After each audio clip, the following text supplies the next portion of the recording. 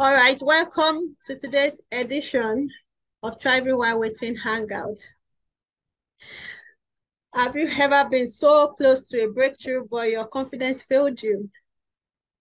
Have you ever thought that you are different from others, or you feel you're not good enough? I guess most of us experience that at one stage of our life or the other. The feeling of despair and shame, being undermined, being undervalued, being cheated. You feel you're unlucky, and sometimes it gets worse by the day. A quote says, self-confidence is a superpower. Once you start to believe in yourself, magic starts happening. And I can testify that this is very true. The moment you believe in yourself, you just realize things you didn't have answers to before, you now have answers to them. You now know what to do at what particular time, you know who to ask for help, and you know what is good for you and what is not. In the month of April, we have been studying about building confidence, and we have been reading the book by Joyce Meyer, The Confident Woman. You know, a lot of us can relate with growing up with one feeling of insecurity or the other, and then it goes into something huge in the future that threatens our progress. So in this event, let's work together on the way forward. So before then, let me introduce our community to you. Okay. So one of the objectives of this event is that we want the participants to be able to identify the genesis of their fears, overcome their insecurities, gain the confidence to be themselves, and then be able to step into their full potential. So Thriving While Waiting started 3 years ago, and our major objectives include that we want to build a total woman that utilizes opportunities and resources positively. From the African region, we understand how important marriage is to us. And it has become predominant that people that are not married, or especially women that are not married, are undermined most times, or you talk down on them, or the community just has something negative to say about them most of the time. So, and this is where this idea came from, that we want to encourage single women to live their best life, even while waiting. So because of the circumstance in the society and the pressure from the society, a lot of them drop their life dreams, their goals, their desires, and pursue marriage. And then this is where desperation comes in. And you hear a lot of stories, a lot of sad stories. And when people begin to live a life that is not theirs, they leave all their gifts and pursue marriage. Of course, they've left what gives value to them. So the essence of our community is that we want to build a community of thriving women, women that overcome the ashes of being single and redirect their focus to growth in all areas of life, discovering and developing their potentials, living a meaningful and fulfilled life. It's a community of women that uses the waiting period to add beauty to life, add beauty to everyone around them, while retaining the tenets of biblical marriage.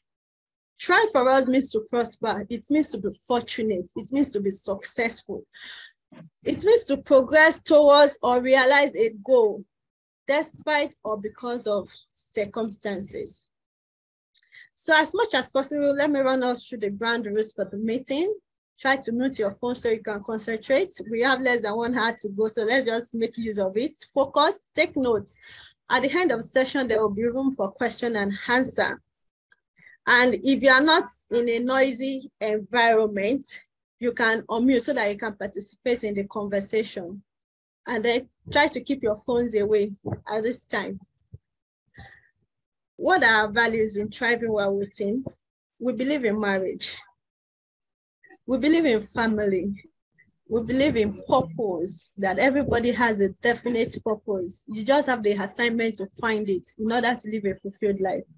We believe in being intentional. Nothing happens by accident. It's not possible. You know, you've got to walk the walk. And there is a lot of background work that goes into all the successes that we admire around us. They may not be saying the stories, but it is a lot of work. We believe in living your very best life, which means don't live another person's life. There is no need to be jealous or to envy another person. If you find your own path, you will live a good life. So we believe in the tenets of biblical marriage. The community is Christian-based and is accommodating. So it's important we mention this because so you know what, guys, the community, we are guided by Christian values. And we welcome you as far as you are okay with abiding by Christian values.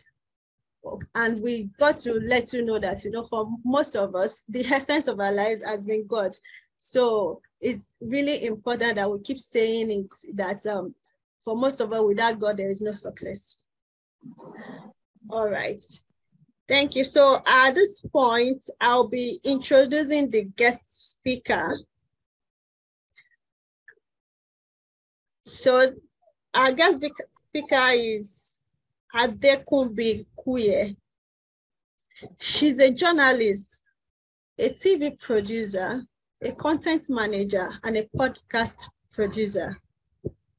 Kumbi is professionally skilled in advertising, editing, journalism, customer relationship, as well as strategic planning, with a demonstrated history of working in the media broadcast industry. She is the co-founder of Extra M, a private media management organization that creates content, documentaries, and other forms of media production. She's a strong media and communications professional who holds a postgraduate diploma in broadcast journalism from Nigerian Institute of Journalism.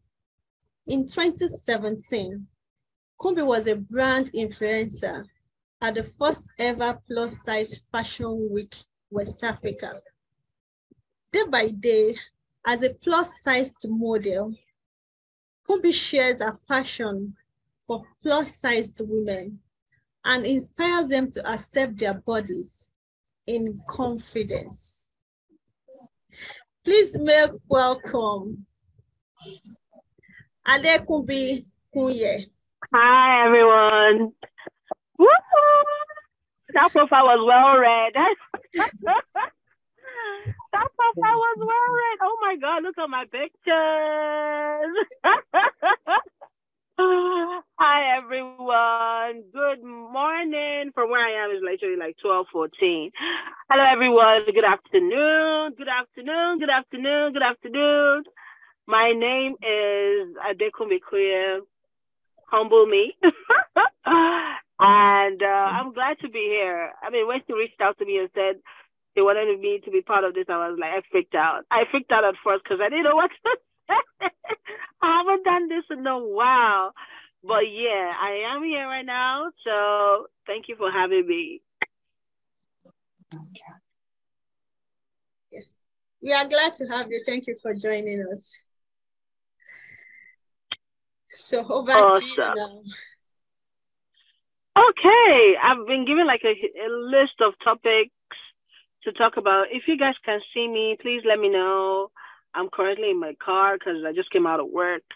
I'm going to start by saying, giving you a quick quote from my favorite person, Lizzo. Lizzo, if you guys are very familiar with the music industry, especially from the R&B and hip hop of the Americans, you would know Lizzo has been a pioneer after Miss Elliott ditched us. But, you know, Lizzo has been in the industry advocating plus size, advocating, you know, body positivity and stuff like that. So I'm going to read my first quote from Lizzo.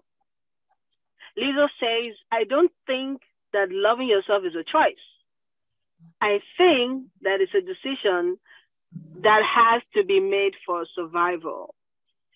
So when I was putting it in my PowerPoint, I'm not so great with PowerPoint, forgive me, but when I was putting in this this topic, I mean, this discussion together, I realized that it is very essential for us to even first understand, how do we identify ourselves? How do we identify ourselves? I mean, look at it from this angle. Lisa said, I think that it's a decision that has to be made for survival. We are already in the world, waiting to be seen, heard, you know. Even from our immediate environment, we are striving. Even in our careers, we're striving. Even in our relationships with the other party, whether you're dating a girl or you're dating a guy or wherever you're dating, you are always striving to be seen, to be heard. And that it's something that we need to take very important, you know. Striving to be seen, striving to be heard. Which brings me to my first topic, my first question. Can you please read out the first pointer you gave out to me? Identify the genesis of your fears. Awesome. Beautiful. How do we identify the genesis of our fears? And it starts with looking inwardly. There was a time I had an interview with This Day magazine, This Day newspaper, about body positivity. And I remember sharing a story of myself when I was much younger. And this story was a story that lingers with me so deep. It's so deep. It's so personal to me, not just because it happened to me, but because it is something that we all need to know we all need to know as we grow older. So I grew up in a family whereby my grandma was the one that brought me up, and that she is the one that I think pioneered my self-confidence, because I've always been a big child. I've always been big all my life. I don't think I remember ever going to a size 8 or even to a size 2. I've always been striving from a 12 to 14, going forward and all that. And then an incident happened.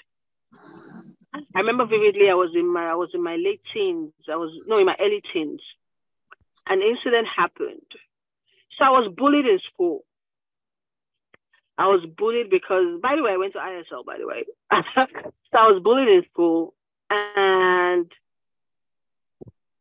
I remember coming home in tears. And my grandma looked at me and said, "You're beautiful. You're wonderfully made. Don't let anyone bully you. You are beautiful. You're wonderfully made. Don't let anyone bully you." And that was the first incident that made me understand the kind of person that I am. That gave me the confidence to fight my fears. Because at the end of the day, I was going back to that same school to meet that same set of people on the go.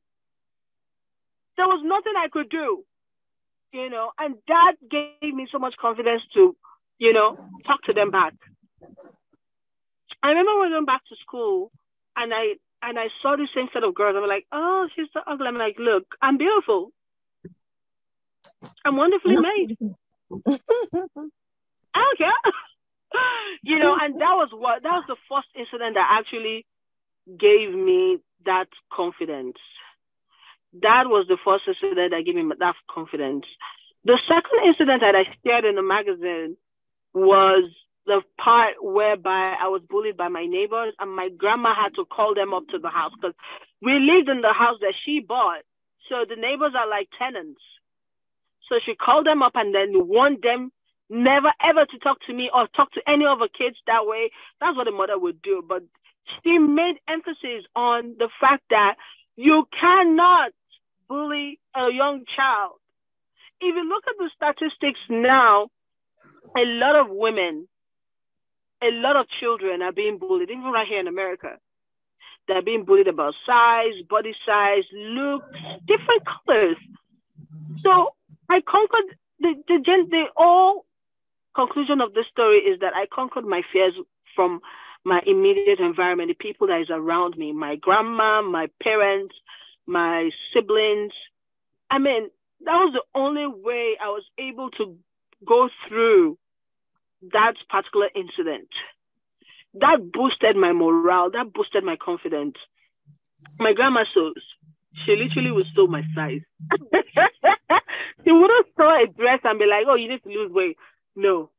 She was happy with us eating. She was happy with us, being the way that we are.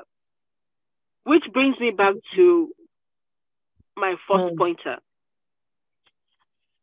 Number one, you need to self-evaluate yourself by talking to a professional. Well, we're in an industry whereby right now people get to see therapists, but you have to self-evaluate yourself. It's very difficult to self-evaluate yourself.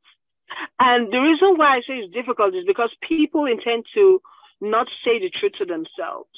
If you look at yourself, I do this exercise, and I would actually tell everyone to do this exercise too. When you wake up in the morning, before you take your bath, look at yourself in the mirror, stark naked, and talk to yourself. Boost your morale. Talk to yourself and tell yourself, like, I'm beautiful. I'm wonderfully made. I have these roles. They belong to me. These arms, they belong to me. They jiggle well. Look at yourself. Turn around. Spin yourself. Hype yourself. I've got big boobs, by the way. So I'm like, oh, my boobs. I'm like that. I do that like every morning. And that gives me the confidence to wear what I like, look a certain way that I want to look like, and I always give this exercise to everyone. If you're feeling down about how you look, that's the only way you can boost yourself. That's why I said self-evaluation is very key. If you can't do this by yourself, you need to get someone that loves you that can do that for yourself. I literally call them AKA hype friends. There are some friends that you have around you that be like, yo, they see more than you can see about yourself. And they're going to boost your morale. They'll keep telling you, like, girl, I like this dress. Like, girl, just literally yesterday, I was at the mall. I was at Walmart yesterday, and I saw a certain kind of bra, like lacy bra like that. I was like, this will look so good in my closet. And I bought it for her, and I gave it to her, and I'm like, oh, this will look so nice. So she was like, yeah, thank you so much. I'm so thoughtful. You should have friends like that or family members like that would always boost you when your morale seems to be down. Because sometimes we plus-size people have mood swings. Don't let anybody deceive you. Sometimes, yes, life would always want to throw a bat at you and say, oh, you look like a certain way. You need to have friends like that. You need to have people like that will boost your morale, AKA hype friends. But if you don't have them, seek a professional therapist who can literally help you undergo this stage of self-evaluation, which brings me to a quote that Lizzo actually shared in the world, and I love. And I put that quote, and it says, love yourself, eat like you love yourself, drink water like you love yourself, which is really key. Drink water like you love yourself. Eat and drink water like you love yourself. I mean, personal diet is very, very, very important. A lot of people do not know that being plus size sometimes have its health implications, as well as some people cannot lose weight because they have certain medical conditions that they cannot overlook. It's hard, but it's the honest truth. So when people just go out for plus size people, you never know what they're going through in the back doors. But that's not what I'm about to talk about today. I'm not going to talk about the health aspect about it. I don't want to make anybody feel kind of some type of way. But yeah, that's one of my points. Another quote I'm going to read to you guys is a quote from one of my favorite models, Ashley Graham. Ashley Graham is one girl that I have followed her journey since she started the plus size modeling. In fact, Ashley was one of the few people that made me love wearing sexy lingerie. I used to sell lingerie for the past, I've been selling some lingerie for like 2-3 years now. And I strictly sell plus size. And I remember when Ashley came out to spoke about her story and how she was, the first plus size model to walk the runway. That was a big plus for me because I've loved Ashley for like the longest time. So let me just read Ashley's quote before I start drooling over Ashley because I like Ashley. So Ashley says, I felt free once I realized I was never going to fit the narrow mold that society wanted me to fit in. That is my second pointer. Facing your fears means that you need to actually self-accept who you are already. Remember when I said earlier in the role that I usually do a small exercise that would enable me look at myself in the mirror and say, I'm beautiful, I'm wonderful. Those are the things that make me know that I'm accepting who I am and how I've become. Now, I know we're in a society whereby plastic surgery has dominated how we look and how we should feel. Not everyone can afford plastic surgery, and not everyone can undergo the processes that they're going through. Let's just be realistic. So it's always best for us to actually accept who we are. The moment you accept who you are, the better off for you as a person, because you now begin to see that this is who you are. This is who I want to become. And then you begin to narrow your thoughts into how to make yourself a better person. Mm-hmm. You narrow your thoughts in making yourself a better person. So when you even go to the market and you want to buy a dress, you look at it and begin to vision how it's going to fit you. When you're picking up two or three items and you're like, oh, how is this going to fit me? You already visioned it to yourself that this is how it's going to look like. I'm going to look sexy in this. The moment you're visioning yourself positively, the moment you begin to conquer some of these fears that we're talking about. Now, when I was doing a bit of research, I realized that there are three types of fears. That is rational fear, primal fear, and irrational fear. I'll breathe into this thing briefly so that you guys kind of like understand what I mean. Rational fear occurs when there is a real imminent threat. Now, confidence is not a threat. Confidence is class. Confidence is an item you need to wear. It's like the makeup you should never remove. It's like the hair you need to always style. It's like the dress you need to always wear when you're going out. It's like the shoe that is the most comfortable of them all. It's like the Louis Vuitton that you see in a show glass and want to have it. That is what confidence should mean to you as a person. Now, rational fear occurs when there is a real imminent threat. What is the threat? Identify what the threat is. What are you scared of? What is your biggest fear? That people are not going to accept you? Write that down. People have opinions of different things. Some people are never satisfied about who they are and where they're supposed to be. So they will look at you and try to mirror themselves according to you. Because why? They wish they had your boobs. They wish they had your ass. They wish they had your skin. They wish they had your face. They wish they had your curves. They wish they had their hair. They wish they had exactly what you have. That's why they would say things to narrow you down. They would say things to pull you down emotionally. That's why you need to guard your heart. I'm not about to go to the scripture, but let me tell you something. You need to guard your heart jealously, because you know what? Our God is a jealous God. He loves us so much. And that's why you see that he always ensures that if you don't follow me, if you're going to follow the devil strictly. If you're going to follow me strictly. Follow me and you enjoy the goodness, because our God is a jealous God. So that's why you need to actually identify what the threat is. The threat comes in different forms. It could be your coworker. It could be your boyfriend. It could even be your mother. It could be your father. It could be anyone close to you. You need to identify the threat. Because people say things loosely. And when you begin to identify those people that say things loosely, it is now left for you to shut your ears on what you want to hear and what you don't want to accept. I tell people that, like, not that I'm going to tell people, but I'm going to use a simple slang from Bobrisky. Bobrisky was saying his words, words don't hurt people. Insults never hurt people. And he's right. Ishi, I think he's a he, because, he identifies as a woman, as a man. And he's right. Insults don't hurt people.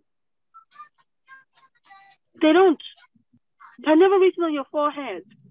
So you have to guard yourself jealously on what you want to hear. And threats comes in different forms, like I said. It could be you, to close people. It could be your friends. It could be your family. It could be anything. So you need to guard your heart jealously. Two, primal fear. Primal fear is defined as an innate fear that is programmed into our brains. Beautiful.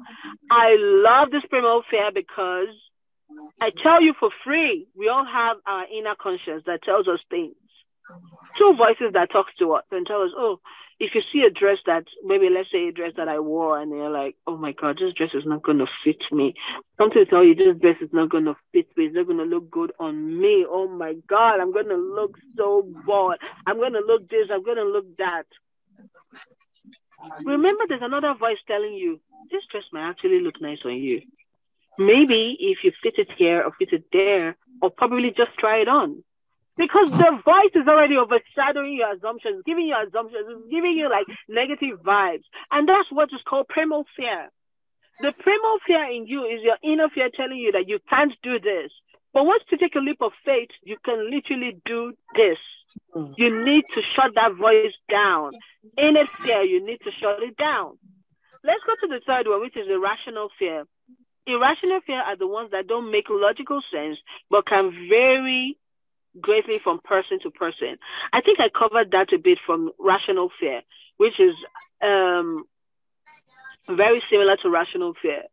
Because sometimes I've seen situations in the past whereby women tear women down. And they do it intentionally. I've seen it not once, not twice. I've seen it. They've done it intentionally. Where another woman will tear another woman down. I've had in the past friends who would look at me and say, you need to lose some weight in your stomach. You need to lose some weight in your thighs. You need to do this. You need to do that. Meanwhile, I've had women that bought me clothes that look so good on me. I've had women who had actually given me clothes, shoes, and bags, and baby like call me up at the boutique and say, Kumbi, I saw this red looking blouse. It's gonna look good on you, girl. And they bought it for me. So when I thought of irrational fear, that varies from person to person. These are people who just intentionally make you feel so insecure about yourself and break your confidence down. They break your person down, they break you down, and then at the end of the day, you end up just being like, you know what? I don't think I can come out today. I don't think I can do this today. I don't think I would love to go to that dinner today. I don't think I'm gonna like wear that Fashion Over dress today because I don't think I look good in it. My flaps are too big. My ties are rubbing off. My jellos are out. I can't do this. So we need to conquer those fears. Confidence will conquer those fears the moment you begin to see yourself in another light. Which brings me to the quote of my favorite person in the world, Adele. So Adele is a British American musician. Adele used to be a size 18, 20, but now she's lost drastic weight following the divorce of her husband. The divorce they had with her ex-husband, and since then it's been like a roller coaster for Adele. And then she released a new album in which she just unveiled that she has lost a lot of weight. And Adele made a quote, which I think is a very powerful quote, and I'm going to read it out. It says, "I have insecurity, of course, but I don't hang out with anyone who points them out to me." Excuse me. I have insecurities, of course, but I don't hang out with anyone who points them out to me. Adele, which is a clear point about guarding yourself. I mentioned that earlier. Guarding yourself is very key. You need to hang out with the right people. The right people who are going to boost your confidence. The right people who appreciate the kind of person that you are. The right people who are going to look at you and be like, oh my God, you're so gorgeous with your big boobs, with your nice ass. Oh my goodness, your skin is popping, girl. Those are the kind of people you need around you. Those are the kind of people that are not going to tear you down. Even if they want to do health stuff and stuff like that, they're incorporating you in the nicest way. Those are the kind of people you need in your life. Those are the kind of people you need in your life. And Adele has said it. Because look, as you grow older, you need to filter in, filter out. You filter out people that you have around you because you never know. You never know. Because even in the Bible says that, oh my God, the Bible says, I'm not going to quote the exact quote, but I'm going to say, it said, it says that you should show me your friend and I'll tell you who you are. That's a normal slang that we say, right? Good. Even the Bible says we should be careful of people that we allow around us. I can't remember what that verse is, but that's what that verse was talking about. Be careful of who you allow, of people you allow around yourself that cloud you mentally. Which now brings me to the part that says that show me your friend and tell me who you are. Over time, I've always surrounded myself with people who are positive thinkers, people who have my best interests at heart. It's very difficult to get them, to be honest. My circle is very small. But these positive thinking people have helped me over time become who I am right now. And it's very hard to get them, but you will get them. Once you see them, you will know them, you will get them. Do you get what I mean? So, yeah, we just have to just try as much as possible to work on ourselves and see who we allow in our corner. Which brings me back to how can we gain confidence to be yourself? I stated out some pointers, and I would like to start with the first one, which says, recognize what you are good at. We're all good at something, whether it's cooking, singing, doing puzzles, or being a friend. Just recognize what you're good at. What are you good at? That's the first thing you need to ask yourself. I'm good at traveling. I love to travel. I'm good at talking to people. I'm a good listener. I listen more, I talk less. I'm good at trying to solve certain problems as much as they come to me. I am a hype woman, so I don't do it for a living, but I do that like normally. So look at the things that you're good at. I love cooking. Look at the things that you're good at. If you perfect the things you're good at, you're able to enjoy doing them over time. You just enjoy doing them. You just love doing them. And it will boost your confidence because you already know that you love this and it boosts your confidence. Number 2, build positive relationship. I said it earlier. Adele said it earlier. Build positive relationship. Make sure you surround yourself with people who are positive thinkers. Surround yourself with people who are nice.